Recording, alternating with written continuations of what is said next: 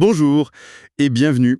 Aujourd'hui, on se penche sur les risques psychosociaux au travail, les RPS, comme on dit souvent. Bonjour. On va explorer ensemble plusieurs documents assez denses, hein.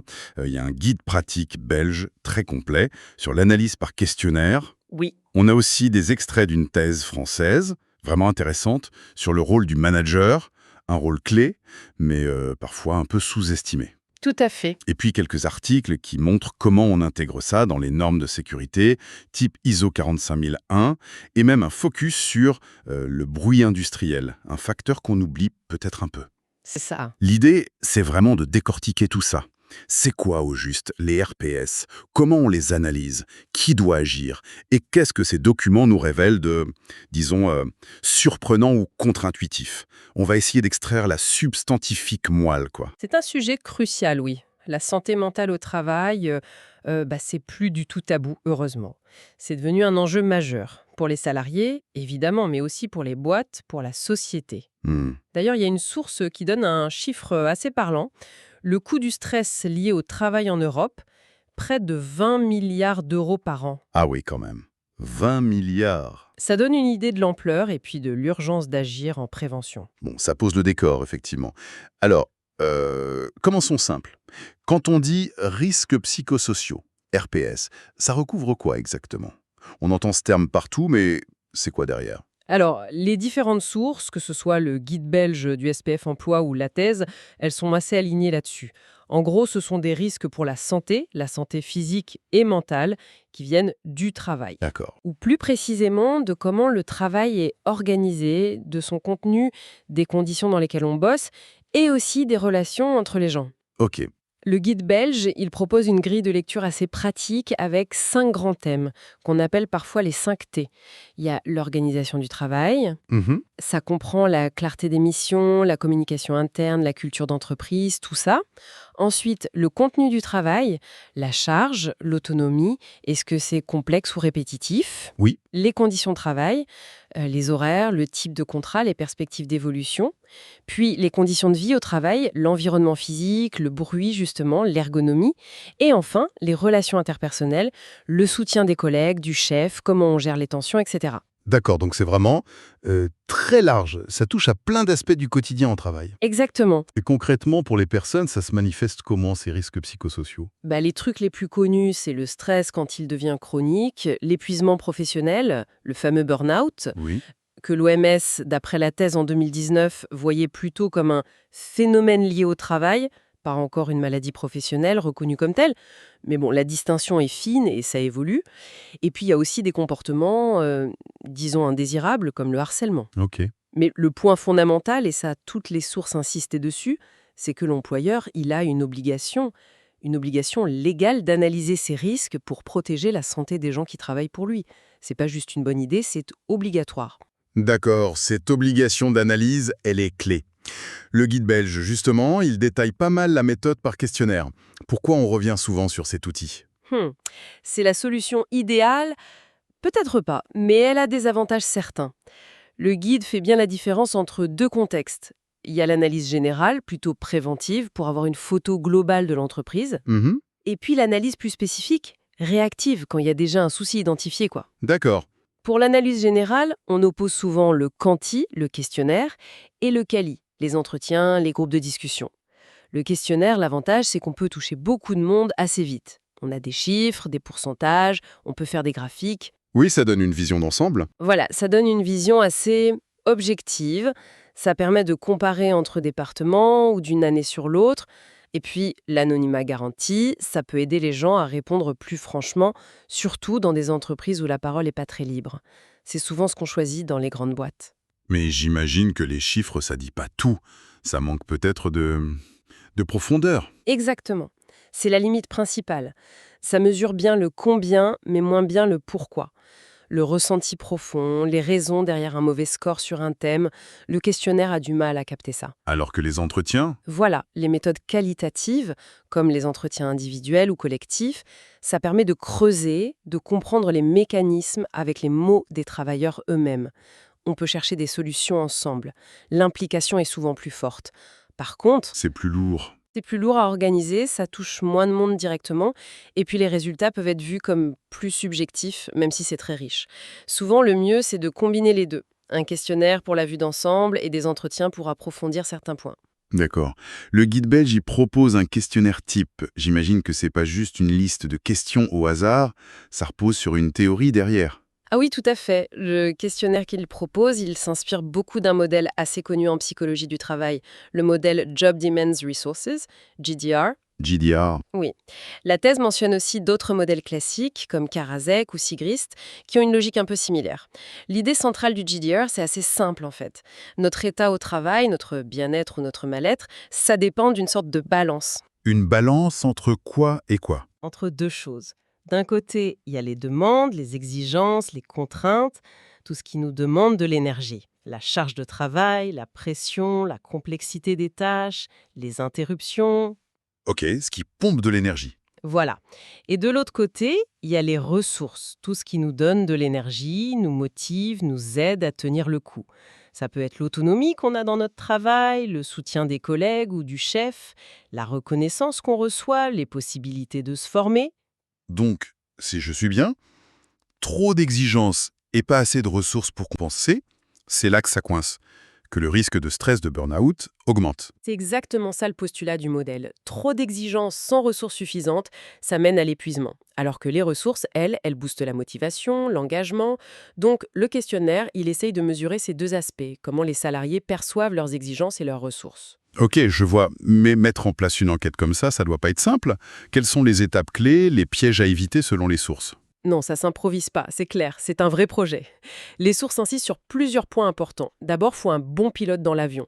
Un groupe de travail mixte, avec la direction, des représentants du personnel, les RH, le service de santé au travail. En Belgique, ils ont le conseiller en prévention aspects psychosociaux, c'est idéal de l'avoir. Mhm. Ensuite, la préparation technique. Est-ce qu'on prend le questionnaire tel quel, ou on l'adapte un peu au contexte de l'entreprise? Quelle langue utiliser, papier ou en ligne? Et surtout, la question cruciale, comment on garantit vraiment l'anonymat et la confidentialité? C'est la base pour que les gens répondent honnêtement. Justement, l'anonymat. Le guide belge insiste beaucoup là-dessus. C'est si sensible que ça? Comment on fait concrètement? Surtout si c'est l'entreprise elle-même qui analyse les résultats. Ah oui, c'est hyper sensible. Et le guide est très très clair. Si c'est fait en interne, sans passer par un conseiller externe ou le médecin du travail, qui sont eux tenus au secret professionnel, Oui. bien il est interdit de collecter des données qui permettraient d'identifier les répondants même indirectement.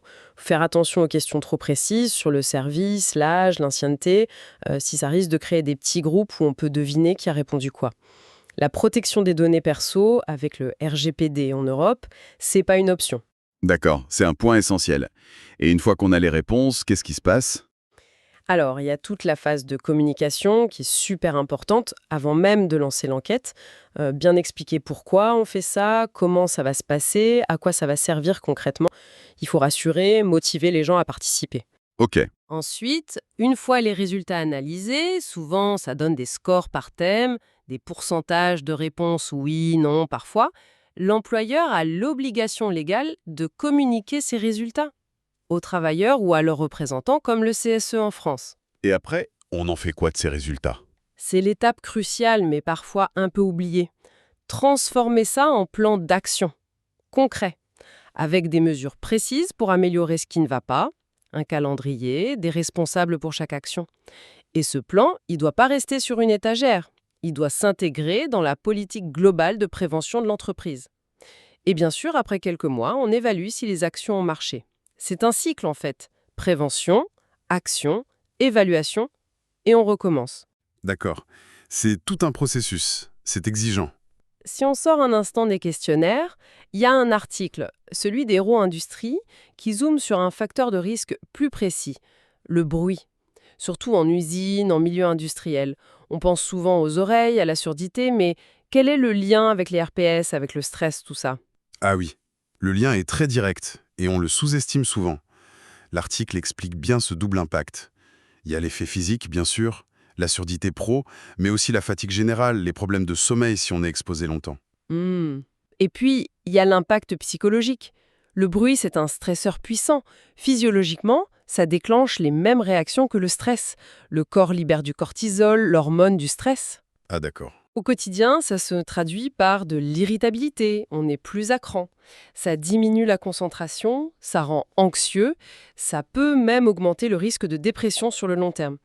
L'article utilise une image que je trouve parlante, le bruit agit comme un amplificateur de stress. Un amplificateur, oui, c'est une bonne image.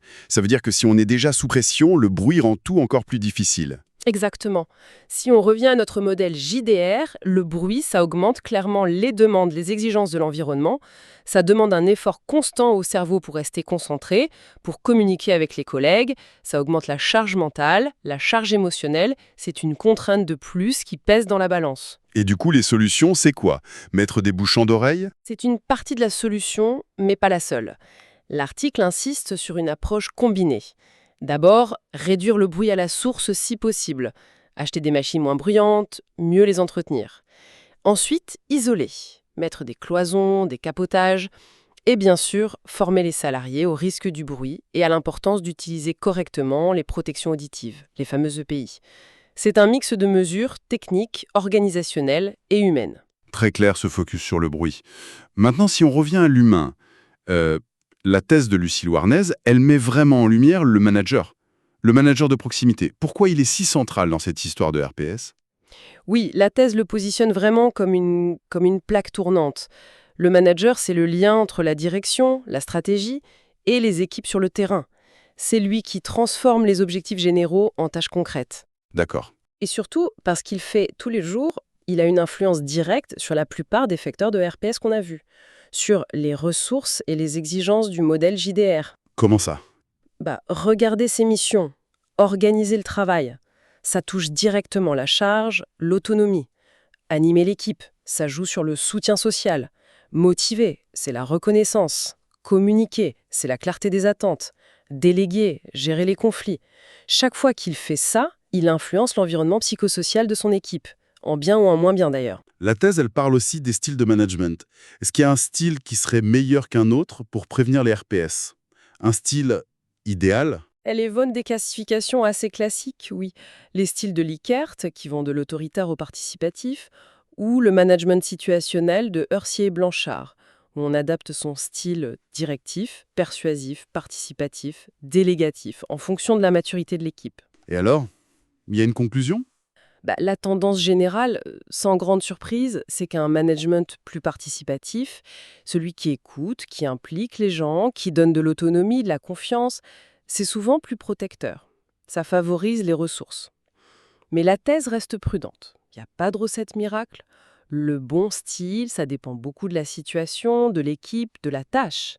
Parfois, en situation d'urgence, un style très directif peut être nécessaire et même apprécié. La clé, ça semble plus être l'adaptabilité du manager, sa capacité à jongler. Ce qui m'a vraiment interpellé dans cette thèse, c'est l'étude de terrain. Elle a interrogé des managers sur comment ils voient les RPS, ce qu'ils font concrètement, et les résultats sont assez étonnants, je trouve. Oui, c'est probablement la partie la plus révélatrice. La chercheuse avait posé plusieurs hypothèses et les réponses des managers les ont en grande partie validées. Premier constat, même quand l'entreprise a mis en place une démarche officielle de prévention des RPS, les managers de proximité, eux, souvent, ils la connaissent mal, voire pas du tout. Ah bon? Pourquoi? Parfois, c'est simplement un manque d'infos qui descend pas de la hiérarchie.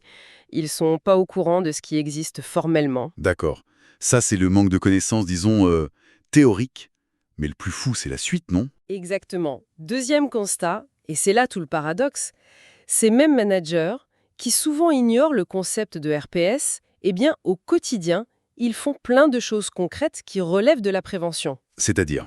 Ils sont à l'écoute de leurs collaborateurs, ils les soutiennent quand ça va pas, ils donnent des signes de reconnaissance, même petits, ils essayent de clarifier les objectifs, de donner du sens. En fait, ils font de la prévention sans le savoir, de manière un peu intuitive. C'est incroyable, cette déconnexion.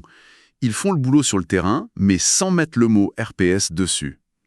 Et la troisième hypothèse de la thèse? Un besoin. Un besoin d'être formés sur les RPS. Ils sentent bien qu'il y a un sujet là. Ils aimeraient mieux comprendre les enjeux, notamment autour des exigences du travail, des relations dans l'équipe, pour pouvoir agir de façon plus consciente, peut-être plus efficace, plus structurée. Et malgré leurs bonnes pratiques intuitives, il y a quand même des idées reçues qui persistent, si j'ai bien lu. Oui, l'étude a retrouvé chez certains managers des croyances un peu tenaces, du genre un peu de stress, ça motive, ou faut bien mettre un peu la pression, ça fait partie du job. Ah oui, les grands classiques. Voilà, des phrases que l'INRS en France, l'Institut de recherche sur la sécurité, pointe aussi régulièrement. Et ça montre bien qu'il ne suffit pas d'avoir de bonnes intuitions. Il faut aussi comprendre comment fonctionne le stress, déconstruire ces mythes pour avoir une action qui soit vraiment préventive et bienveillante sur le long terme. D'accord. Et si on essaye de mettre tout ça bout à bout, on voit bien qu'une approche globale est nécessaire. L'analyse des risques, que ce soit par questionnaire ou autre méthode, ça permet de faire un état des lieux, de voir où sont les déséquilibres entre les exigences et les ressources, en n'oubliant pas des facteurs comme le bruit. Mhm. Le manager, lui, c'est un levier d'action essentiel pour agir sur ses ressources, donner du soutien, de l'autonomie, de la reconnaissance. Mais pour qu'il joue ce rôle à fond, il faut qu'il soit conscient de son impact et qu'il soit formé. Ouais. Et tout ça, ça doit s'inscrire dans une démarche plus large, un vrai système de management de la santé et de la sécurité au travail. Les sources mentionnent d'ailleurs les normes internationales comme l'ISO 45000. Ah oui, l'ISO. Qui donne le cadre général pour un système de management de la santé-sécurité, SMSST, et surtout sa petite sœur, l'ISO 45003, qui est sortie plus récemment, et qui est spécifiquement dédiée à la gestion des risques psychosociaux dans ce cadre-là. L'idée, c'est vraiment d'intégrer la prévention des RPS dans le fonctionnement normal de l'entreprise, que ce soit pas juste une action ponctuelle isolée. Bon, alors, si on devait résumer les points clés de tout ce qu'on vient de discuter à partir de ces sources, qu'est-ce qu'il faudrait retenir? Alors, je dirais plusieurs choses importantes. Premièrement, les RPS, c'est complexe, c'est multifactoriel, ça touche à tout, l'organisation, le contenu du travail, les conditions, les relations, les fameux 5T. D'accord. Deuxièmement, l'analyse par questionnaire, c'est un outil utile, surtout pour avoir une vue d'ensemble chiffrée, mais ça doit s'appuyer sur un modèle théorique solide, comme le GDR, et surtout être mené avec une rigueur absolue sur l'anonymat et la communication autour. Ok. Troisièmement, faut pas négliger les facteurs environnementaux comme le bruit. Ça a un impact psychosocial direct, ça amplifie le stress. Quatrièmement, et c'est peut-être le point le plus frappant de la thèse, le manager de proximité est vraiment au centre du jeu. Il fait souvent déjà des choses positives, mais de façon intuitive, sans forcément maîtriser le concept de RPS, et parfois avec des idées reçues qui traînent. Il y a un potentiel énorme à mieux l'accompagner, le sensibiliser, le former. Oui, ce point est essentiel. Et enfin, la prévention des RPS, ça fonctionne mieux quand c'est intégré dans une démarche globale, continue, de santé et sécurité au travail, comme le préconisent les normes ISO. C'est pas un one-shot. Très clair. Et tout ça, ça m'amène à une question, une réflexion un peu pour finir, très inspirée par ce qu'on a vu sur les managers.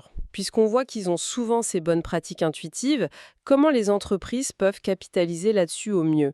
Est-ce qu'il faut tout formaliser à outrance, créer des procédures RPS pour chaque action du manager, au risque d'alourdir son quotidien et peut-être de tuer cette spontanéité positive? Ou est-ce que la clé, c'est pas plutôt de renforcer leur prise de conscience, de leur faire comprendre pourquoi ce qu'ils font, écouter, soutenir, reconnaître, est si important pour le bien-être de leur équipe, en leur donnant des repères simples, des outils légers et en les aidant à se débarrasser des mythes sur le stress? Comment on trouve le bon équilibre entre valoriser l'intuition et donner un cadre nécessaire pour une prévention qui soit vraiment efficace et durable? C'est une excellente question pour conclure, en effet. Trouver ce juste milieu entre l'intuition et la structure, entre la spontanéité et le cadre, un sacré défi managérial en soi. Merci beaucoup pour cette analyse éclairante. Merci à vous. Et merci à toutes et à tous pour votre écoute.